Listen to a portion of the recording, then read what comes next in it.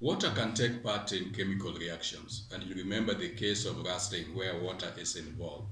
But in many cases, water does not take part in reactions. And an example is, if you remember the experiment we did on the separation of mixtures, where we had a mixture of sand and salt, for example.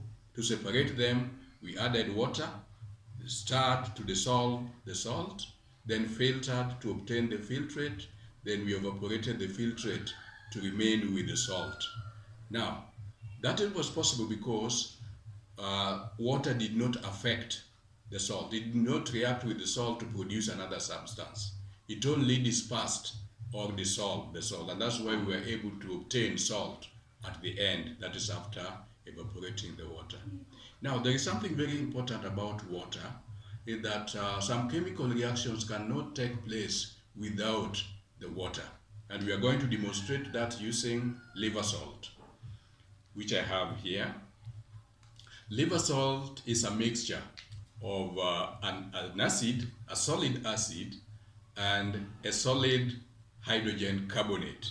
You remember how acids react with hydrogen carbonates? So I'm going to pour this liver salt here.